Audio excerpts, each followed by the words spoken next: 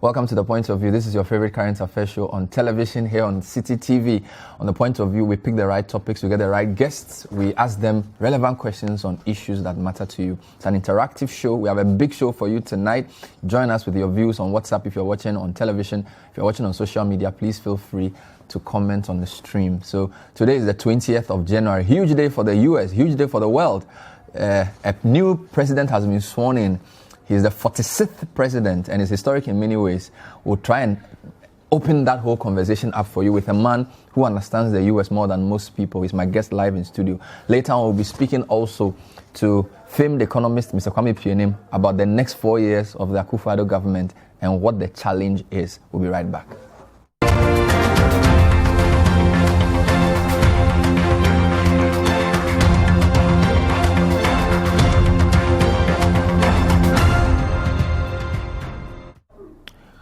Welcome back to The Point of View. So in studio, my guest tonight is Ambassador Dr. Gabra, who is a former Ghana ambassador to the United States and also a former Minister of Trade and other portfolios.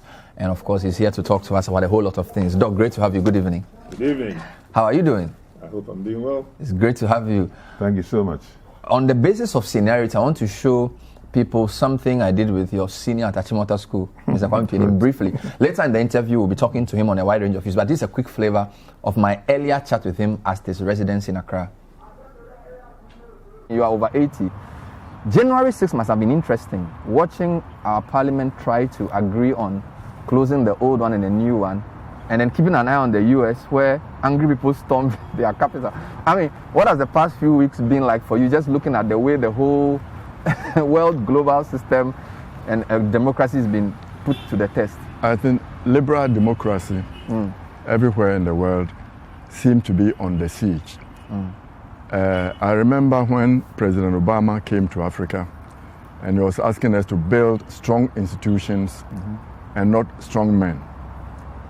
And I was a bit unhappy with that because the US has shown that even with strong institutions, you get a president like Trump, who is a bully, who doesn't believe in the democratic culture, and he can bully all the institutions. And I think that it is helpful to Ghana that we have to decide that we need to build the democratic culture of tolerance, give and take, and of adversarial relationship, not enmity. And it was demonstrated, as you said, on January 6th, when our people, at least, it was athletics, our parliamentarians and fisticuffs running, and there it was more dangerous. There were weapons involved. So we have to be very careful. So that was earlier in the day. We'll be back to that conversation. So around 4:30 p.m. today, Joseph R. Biden was sworn in as U.S. president. He was number 46. I'm sure you were watching. I watched some of it. You watched some of it. Yes. I will be showing viewers some of the footage. Quite an interesting ceremony. But what's your initial reaction to what's been happening in the U.S., the whole 4 years of Trump we've seen and this culmination? What's your general thoughts on that? Well, at the risk of allowing the coronavirus to misbehave, I will take my mask off. Okay. Just because I think we are at a safe distance. Okay. Fair enough. Just allow the viewers to hear me better. And know that this is you. Yes, exactly. I think it has been a disaster, to use a very modest word.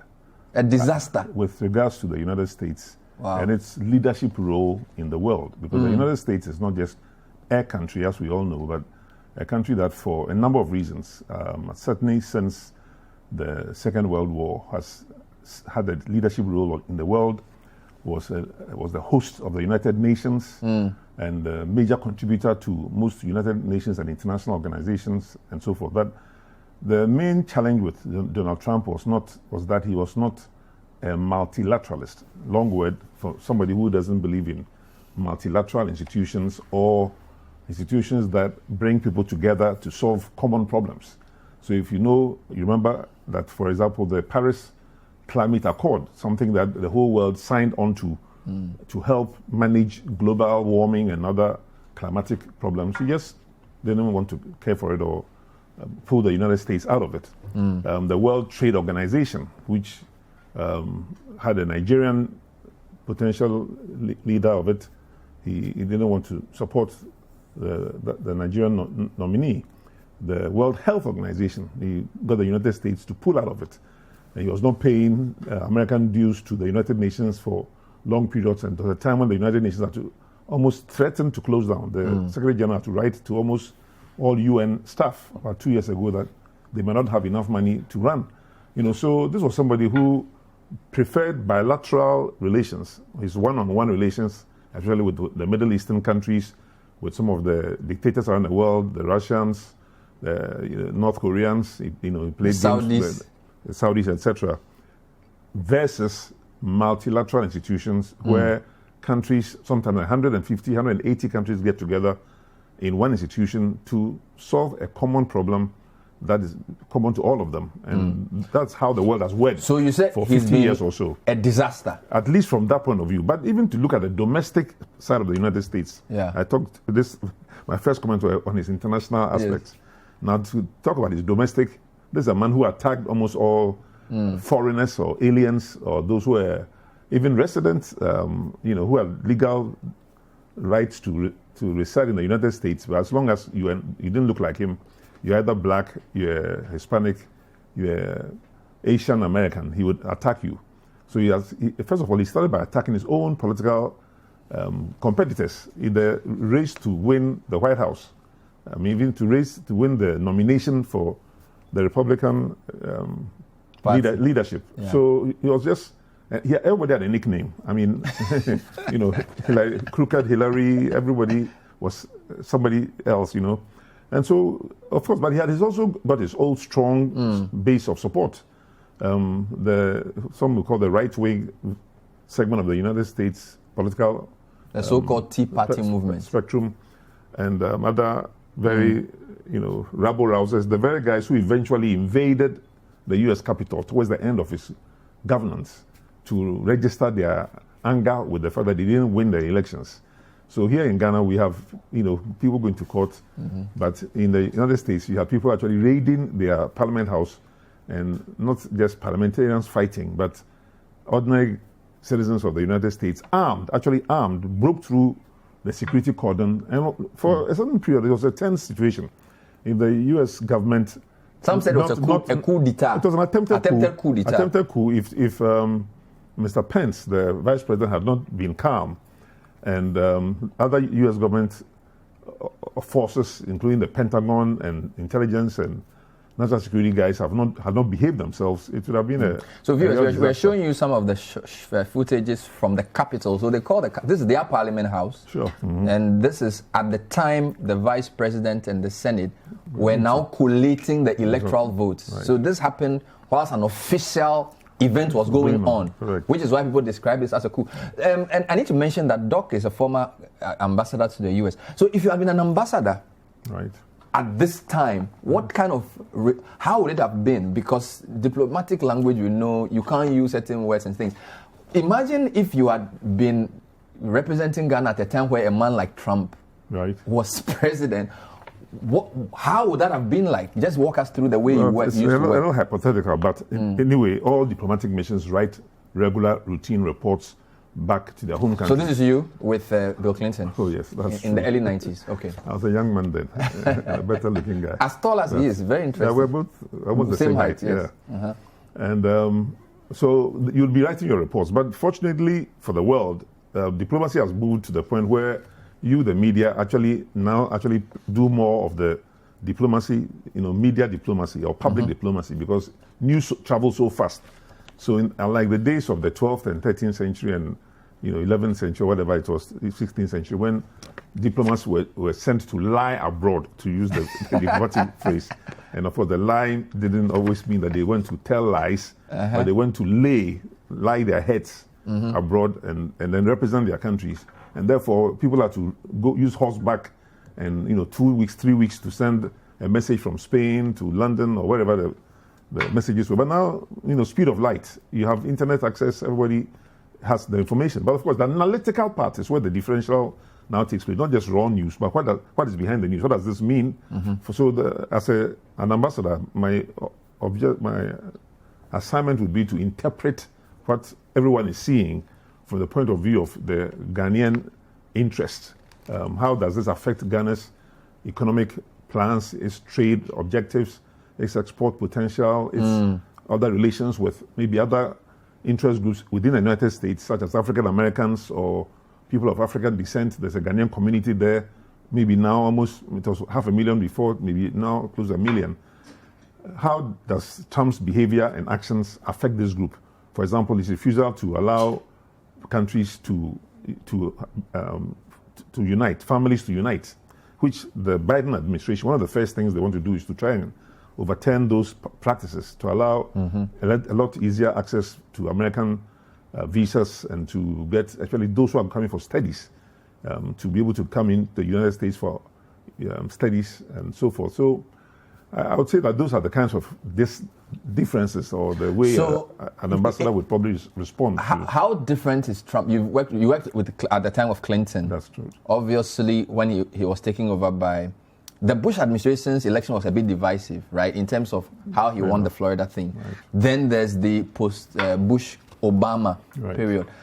How do all these men compare with Trump? Is Trump just an outlier because he was not a politician before? How does he compare with all these guys? All of that. But it is possible not to be a politician and just to be a decent person. He was somebody who just lied all this way. I mean, I think CNN lost count of how many times he had lied openly, publicly, in writing, in his tweets, in everything, including that he won the election. An election that everybody saw around the world, which was reasonably free and fair.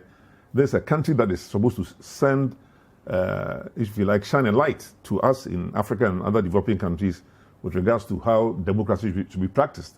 Because democracy, as we may remember, is not an African, we have an African kind of democracy, our own traditional democratic institutions. But there's a Western form of democracy that we've imported. And you'd expect the United States to be a good ambassador for its own values in terms of how to share democratic practices and best practices with the rest of the world. But Trump was not willing to do that, either in his own country or even the way he allowed non-democratic countries, tyrannical countries, dictators of all kinds around the world to also get away with almost anything that they wanted to do. I mean, Russia, for example, was several times accused of various kinds of molestation and even attempted murder of some of its leading lights, but you never heard the United States really condemning Putin or putting him on the spot. And the same thing with Bolsonaro in Brazil. Those were Trump allies, as you may call them, and they got away with a lot of misbehavior in various... Let me show a bit of the... And of course, the whole issue of the management of the COVID globally, but with regards to America's management of COVID, which, because of Trump's attitude of not even recognizing the illness and the way the pandemic was spreading and not acknowledging because he thought it would have a negative effect on the finances or at least the bull market, the Wall Street, it was not managed well. And I think Biden hopes to reverse many of those kind of things. So this is the scenes from the Capitol earlier today. Former President Bush was there. Right. Former President Obama was there. Jimmy Carter was absent with apologies. Mike Pence was there. Trump didn't attend. And I'm told this is the first time in 160 years that when you look at the body language of Joe Biden, and I'll play part of his speech shortly, what kind of challenge do you suppose this man faces? And what is his frame of thinking with all that has happened? Well, I'm sure Biden feels very sorry for his own country. But he's a very stable personality who also has had difficulties in his own life. He's lost a son. He had lost a wife down the road. But he's a very stable person. And he has worked with Obama for 8 years, so he has had a lot of experience. He's also stayed in the U.S. Congress, which is the legislative arm of government, for 40 years or so. So I think he entered when he was about 27. He got his first election. And he has spent almost all his life as a legislator. So he understands the United States culture, United States legal system, the United States presidential system. And he just felt that Trump was just misbehaving himself, but he had to just wait for him to be put aside so that he could bring better governance to the United States and to the rest of the world. And so this is what I think the rest of the world is looking forward to, especially those of us in Africa, how Biden can bring back some of the policies that he himself, along with Mr. Former President Obama. So basically just restoring normalcy to the global order. At the very least. If he does nothing more, even for 4 years than that, it will be a major achievement for him. But why? Especially with his age, almost 78. But why was Trump so popular? Trump, over 71 million people voted for him. Yeah, so, there are many factors. I mean, some people just like somebody who was willing to do the unusual things. He said he was going to drain the swamp. So there's obviously often in many countries, even in Ghana, a certain percentage of the population which is anti-establishment, in the sense that they don't think the government is doing things for the common man. Like Washington. Washington is a swamp. The establishment. So some people would not like the establishment and would like someone who is an anti-establishment type person. So he came in with that anti-establishment mindset and therefore got a certain number of people behind him. But secondly, he was representing the Republican Party, which has won as many elections as the Democratic Party. And once you are the nominee of a party, you just get a certain percentage of block voting. People just vote for you because you are their representative. They don't want the Democrats to come to power. So if you are the representative, no matter how good or bad you are, you get a certain percentage of the vote. But then he also deliberately roiled up and rallied some of the, if you like, negative forces also who are more militant to his side and into the political mainstream. And these were the ones that eventually we saw at the Capitol Hill, causing all kinds of mayhem and daring the whole U.S. establishment.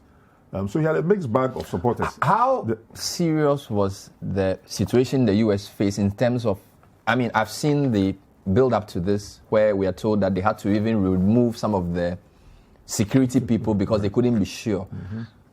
Was U.S. really on the brink of some sort of implosion? Was it that bad? Well, that's the way it could have looked to the world. But the U.S. is so stable a country that, short of the actual demonstrators pulling out their guns and having some kind of, exchange of fire with the law enforcement agencies, where would have been wiped out anyway? The U.S. So it wouldn't have succeeded. The U.S. is so powerful that unless you have the generals had actually given him several warnings. There were so many generals who came out openly and made sure they sent a word to the White House that their loyalty is to the U.S. flag and to the nation and not to individuals and personalities. So that already was a warning that he couldn't have his way, or at least the rioters would not have their way. And it's also a federal system. So you can overthrow, if like a state government, but it's difficult to overthrow the whole United States government. So that wouldn't have succeeded. It wouldn't have. There's nothing like that. It's not possible. Some people think Trump became who he was as an antithesis to Obama, in the sense that there was a lot of racist. Of course, there's also that. That's why he certainly made sure that he, always rifled the emotions of people. Spoke against why are they so angry with Americans. Obama? I want you to show me a bit of Obama. What is it with Obama that made them so angry? There would always be a certain percentage of Americans who would not like a black president. So it was pure racism? No, for those people, they will explain it differently. If you ask any of them as a journalist... Because the white men were angry. White men in America were angry after 8 years of Obama. Over what? You'd have that. Their man was not in. The person there was not representing them. Because he's black? That's politics. There are people who would not see you for who you are because of the tribe you belong to, the color of your skin, the religion you belong to. But we thought with Obama's variables. entry, the U.S.'s place globally, you saw the crowds when he came to Ghana, when he went to Germany. He was one of the best speakers and orators. So how do Americans become angry after his tenure? No, some Americans, not all Americans. Most white men, we are told. Some Americans, I don't know what the percentages were, but it will be men, it will be women, it may be youth, maybe all kinds of people. And there'll be also black men and women who are angry who are not happy with Obama because they are Republican.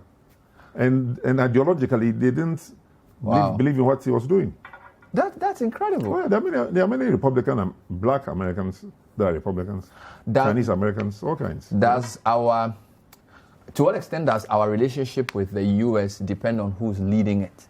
Oh, very important. Because Africa being a very small region of the world, as big as we see on a map of Africa, or the global map, we account for only 2% of all global trade, all capital flows, and for almost all manufacturing and industry and so forth. So if we don't have good relations with other countries, especially the United States or the Western world, which currently controls, short of China, Japan, and so forth, most of our trading arrangements, we have a difficulty. But of course, the rise of China, which is one of the biggest challenges that Biden will face, Trump faced it and managed it a certain way, but Biden will have that problem frontal on his desk as to how to manage the rise of China.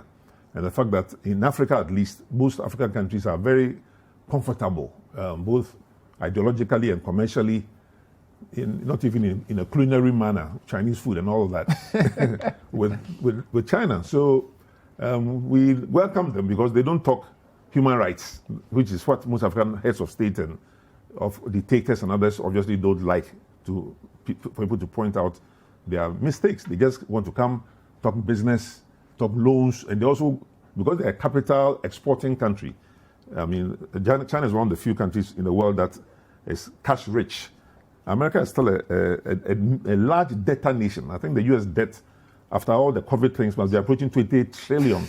Wow. So they owe more money than any other country in the world, per capita at least. And for that reason, even though they print their own money and therefore they can have the economy can float, the economy often is not as strong as it ought to be. And the fact that China is manufacturing aggressively and has overtaken the U.S. actually in terms of the size of its economy in recent months, it poses that's a big challenge for Biden. It's a big challenge for any American president, but of which Biden, of course, is the current one who must deal with it. And for that reason, the United States must really work a little harder and work smarter in promoting its values and its advantages. And, for example, most Africans would rather study in the United States just because of linguistic reasons and also the nature of our educational system than, let's say, in China or in another country where they don't speak English.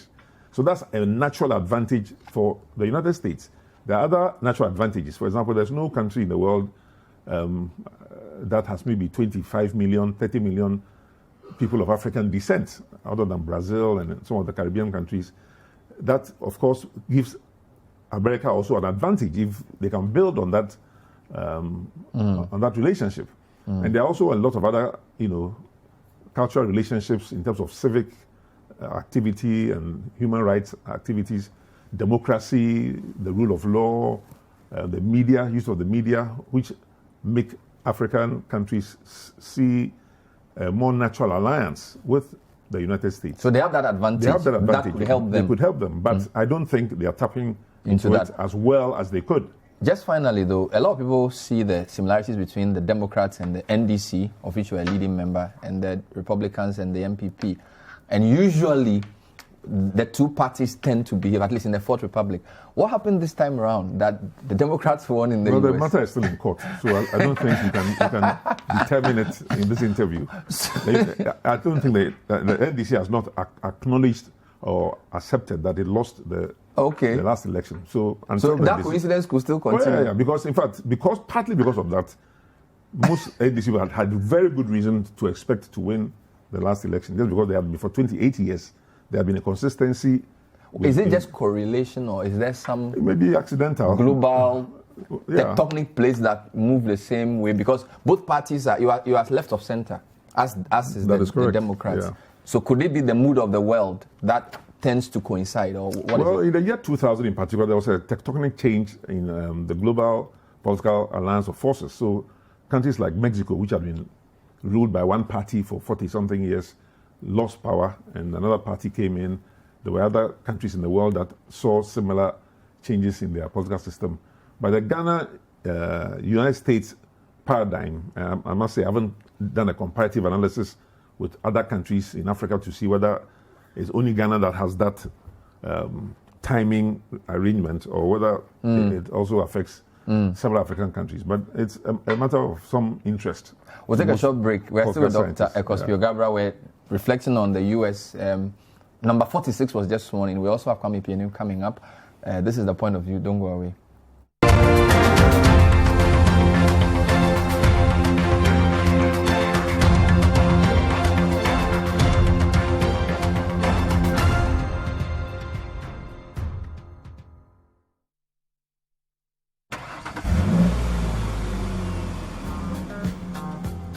By law, in Ghana, classes of vehicles have maximum speed limits which drivers should observe. The maximum speed loaded heavy goods vehicles should travel is 75 kilometers per hour. In the case of buses, passenger carrying vehicles, or unloaded heavy goods vehicles, the maximum speed should be 80 kilometers per hour. Saloon cars and light vehicles are not supposed to travel more than 100 kilometers per hour. Agricultural vehicles should not travel more than 30 kilometers per hour. In all cases, drivers should drive at a lower speed if the environmental conditions require the vehicle to be driven at a lower speed. Stop road crashes now. Stay alive. This road safety education is brought to you by the National Road Safety Authority. You've done the hard work, the analysis, the selection. It's all going according to plan. Until City miss a sitter, and you miss your multi-bet by one. Miss your multi-bet by one, and we will return up to New Sunlight 2-in-1.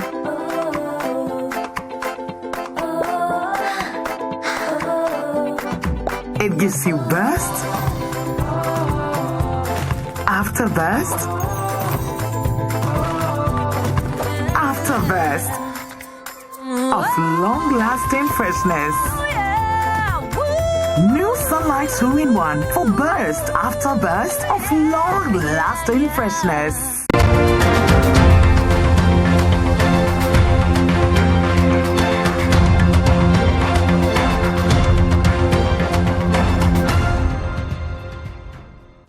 Welcome back. This is still The Point of View. Earlier today, Joe Biden was sworn in as the 46th president of the U.S. We're reflecting on that with former Ghana ambassador to the U.S., former Minister for Trade, Dr. Ekospi-Ogabra. Here's a quick flavor of what Mr. Biden said after he was sworn in. My fellow Americans, I close the day where I began, with the sacred oath. Before God and all of you, I give you my word. I will always level with you. I will defend the Constitution. I'll defend our democracy. I'll defend America.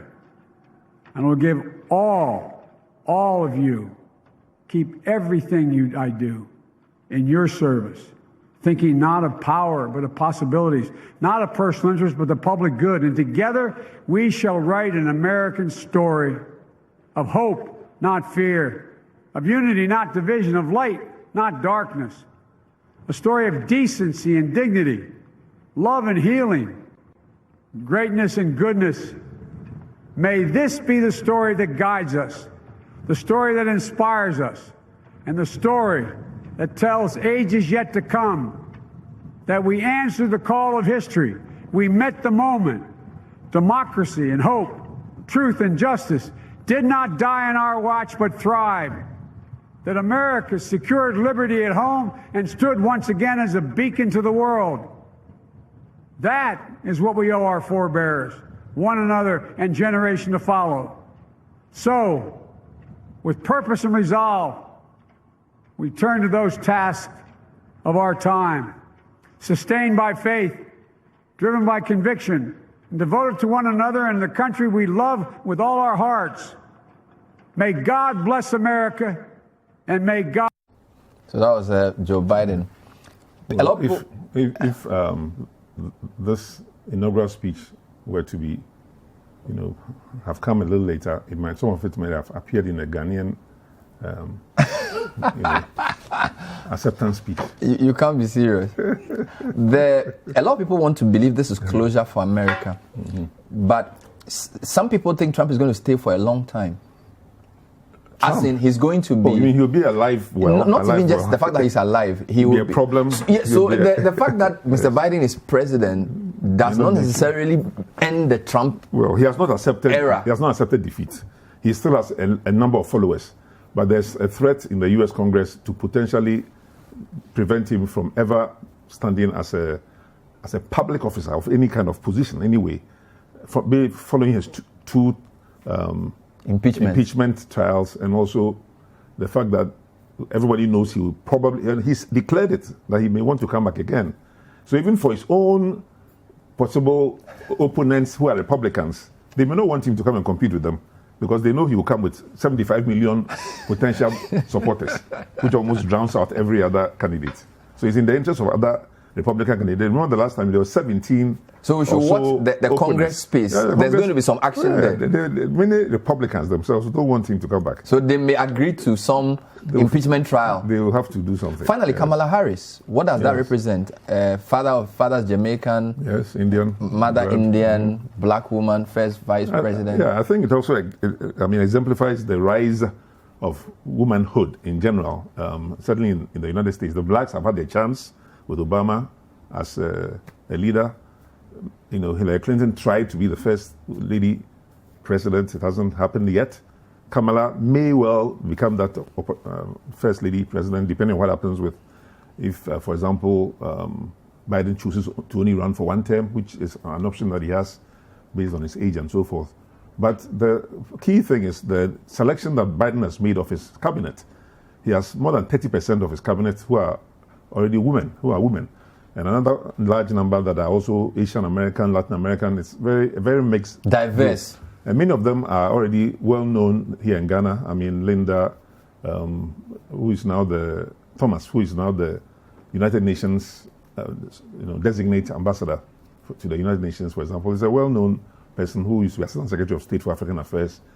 Susan Rice, also well-known, still there, yes. Who is now actually going to do domestic affairs rather than international, and that's also a very good pick. Then there's Raimondo, who is in trade and commerce. And these are people you've worked with? These are people that are known. I've had relationships with some of them. So he comes with a very strong team, and we are all looking forward to stronger, better relations, including some of the revival of some of the Trumpian policies, including YALI, Young African Obama policy. Younger Gomez, the Young African leaders. Young African leaders in Africa. Then Power Africa was one of his motions. Then Feed Africa. So these will be good times for us in our relations with the US, you think? Well, generally say, because Ghana also is in trouble, even though we may not want to accept it. We are also having a higher percentage of GDP that's in debt, 80% of 80% of our debt. We are coming to that in the next segment. Okay, so I think Mr. Our good friend, we'll talk about that. Will also talk about that. But how to make the most out of the U.S.-African relationship for Ghana. Ghana being the headquarters of the African Continental Free Trade Area, actually can become the platform and the showcase to the rest of the world, including to the United States, depending on what United States does. And I'm hoping that the embassy here in Ghana would be the focal point for a lot of the retooling and the refocusing and re-strategizing. Fantastic. To lift America's image higher than it has been under the past 4 years of Thank you, Dr. Akosua Gabra. I wish you well. Hope to talk to you again soon. Sure. We've been talking to Ambassador Akosua Gabra, former Minister of Trade, former Ghana ambassador to the U.S. on reflections on the U.S. When we come back, we'll take you to the next leg of the conversation. Mr. Kwame Pianim has been talking about the economy. The next 4 years for Akufo-Addo, who's going to be finance minister. How do we build a strong and stable country? Stay with us.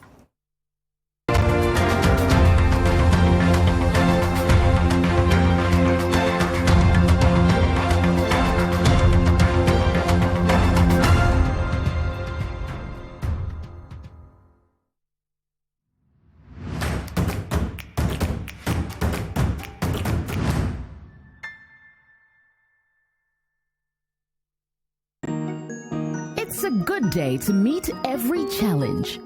It's a good day to want more out of life.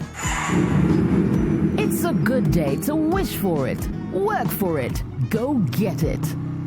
Familiar taste.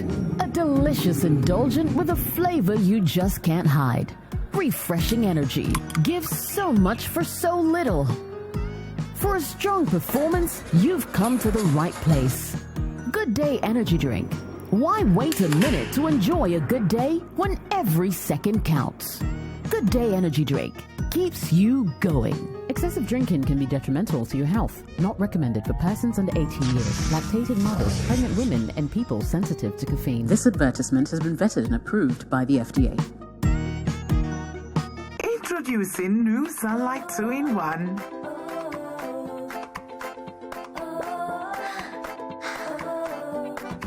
It gives you burst after burst after burst of long-lasting freshness. New Sunlight 2-in-1 for burst after burst of long-lasting freshness.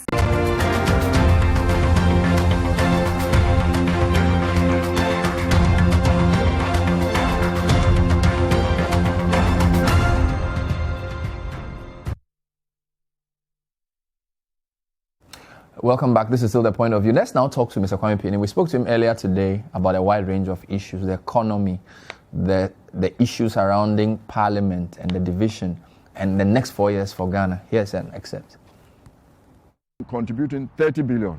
The 30 billion, if you take it as 3% of GDP, we should be able to get the money somewhere. What I'm saying is that the resources that were available to us in 2020 may no longer be there for us. You know, the West, they are buying vaccine, they are vaccinating our people. We need our president to be supported, to be in place already.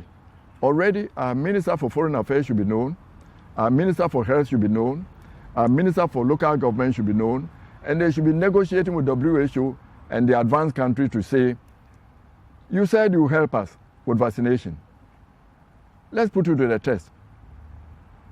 Every vaccine that you order and are delivered to, 10% should be shipped to African Union for their members. That is how we make democratic this idea of fighting the COVID. Because what COVID has shown is that it is irrespective of where you are. If you cure it in America and Ghana is not, a Ghanaian sits on the plane, brings it, you have COVID there. If an American businessman comes here and goes there, you have COVID there. Your embassy personnel. So we need to make sure that everywhere in the world is taken care of. But we don't have time to be moving around and not putting our government in place. Look at what the Biden administration had done before they start. You know, today, by dinner time there, they would have put in executive orders to reverse some of the policies they don't want, and their team will be in place, hitting the ground running. Very interesting. We are talking to Mr. Kwame Pianim, who is an economist, reflections on many issues. Let's just quickly deal with the finance issue. Is Mr. Ken Ofori-Atta the right person for this next 4 years for finance ministry? Background is, we know the difficulties he faced. Financial sector reform, we've commented on this, we don't want to go back there. Issues around some of the deals they wanted to pass and how that led to a backlash from voters. If you look within the MPP, as the party of Kwame Pianim, Donkofo, George Kufuor, and all these great economic minds, should he be looking beyond Ken Ofori-Atta? What are your thoughts? Look, I think that this is the point that I'm going to make. You know, ministers in an executive presidency, ministers are advisors to the president. The chief executive of this country is the president. I think we should all be humble enough. You know, what this election taught us is that politicians should be less arrogant and be more listening and listen creatively. Let us give the president the prerogative, the right, to appoint whomever he wants to be his minister and advisor. Don't let us interfere. The president needs to leave a legacy. He has 4 years. The 4 years started 7th of January. He doesn't have time. He should have hit the ground running. So whomever the president puts there, old men like me will sit back and support. People forget. I was 32 when I was a principal secretary, acting principal secretary in the Ministry of Finance. I was about 40 when I was running Cocoa Board. J.H. Mensah, the best minister for finance we've ever had, was in his 40s. So don't let us think that these people are too young. The thing is that you have to listen. A minister is not supposed to do everything. You have advisors, the civil service, they give you advice. You have consultants, they give you advice, and then you move. So one of the things I wanted us to discuss is Parliament. Parliament's job is to monitor the executive, to legislate for them. So when Parliament is there, Parliament should not arrogate to themselves, especially in this uncharted waters that we are. Parliament should not arrogate to themselves that we are going to determine who becomes minister. 50%, not less than 50% have to come from our side. Then the NDC has almost the same seats. We don't want parliamentarians to be lobbying to influence the president's vote because they also want to become ministers. So let's appeal to the new environment now. The governing party is the party that has the executive, of the governing party, okay? Whether you call them minority, doesn't matter. Logically, whoever is the non-governing party chairs the Public Accounts Committee. Why? For purposes of monitoring the government. If you try to insert NDC, that is the non-governing party, that's the one that doesn't have the executive. If you try to insert them as chairman of committees, what is the role of a chairman of a committee in Parliament? To be able to liaise closely with the minister. This bill you are bringing, what does it mean? What are you trying to achieve? What can we do? If you are in the opposition, how can you come and do that? So let's make sure that the opposition, the two parties understand, because it will happen. Next time, it may be NDC as the governing party because they won the executive, but they're in the minority in Parliament. Does it mean that they are going to chair the committees and get the Public Accounts Committee being chaired by the government? So these are uncharted waters, and we want them to think innovatively and creatively about it. The president, the legacy goes to the president. Nobody will remember who were ministers. They remember who was the president. So if the president doesn't want to leave a legacy and he brings his nephews and tribesmen to become all the ministers, let's vote for him. It is his legacy. But Parliament has a right to question them in the presence of the Ghanaian public, whether they are morally not fit, professionally not competent for the post they are going to be given. That's what we want, for that to come out, to show people, and then the president may change. What do you make of the fact that Mr. Alban Bagbin, Right Honorable, is the speaker? We know his experience, we know his NDC. Yeah. What does that mean? I don't know if you've seen such a situation in Ghana before. No, it's uncharted waters. And I think that, I personally think that there should have been some negotiations since the things were too close to see how we manage that one. It's interesting. People forget the speaker is the third gentleman of the realm. If the president and the vice president are out of the country, he becomes the acting president. Are we seriously saying that an NDC will chair a cabinet meeting of the NPP when the president and vice president are not there? All these things should have been reflected upon. The political scientists should have held back to say, how do we resolve this problem? But I think that I know Bagbin. And I think that if it's prevailed upon to say that, look, you are a Ghanaian first, NDC or NPP second, do what is right for the country and guide Parliament. Guiding Parliament is not easy, like shepherding, but you see what happened in Parliament. We all need discipline to support him to be able to do that. But I think that we are in uncharted waters. It depends more on him or the president. During the inauguration, the president made statements which appeared conciliatory to say he knows Mr. Bagbin very well. Whose onus is it to get this Parliament led by an NDC man and an executive to work in a way that would be nationally beneficial? I think that I've always felt that it is the responsibility of President Nana Akufo-Addo to reach out to President John Dramani Mahama. For the two of them, engage, back channel. What can we do for this country? Because look, it is the survival of the Fourth Republic that is at stake. If things don't go well, we don't create jobs for the young people, politics get onto the streets, MPP, NDC, we are no more, we are wiped off. And then this country will set back another 20 years, like what happened when we had the revolution, the Rawlins Revolution, you know. And we all know that revolution don't solve problems. You know, they didn't solve corruption, you know. And now that Parliament is almost 50-50, this is what Parliament is done in this realm. Parliament is supposed to vet every economic program that is presented to them, every contract, international contract, to vet it, to see that it is the national interest, so that the arrogance of the executive, whether you like a Japan or not, we are pushing it through, will not happen. They will say no, then the government will have to go and rethink, consult Parliament again. How can we remold this for the national interest? I think this is what this election has taught us. And coming from the US and all the liberal democracies with the social media, we need also already to start thinking seriously. What are our institutions? The Media Commission, the National Communication Authority, the Ghana Association of Journalists and Broadcasters. What is their input to make sure that the airwaves do not become megaphones for disrupting good governance? You know, the politics of insults and so should be out, and discipline will then return.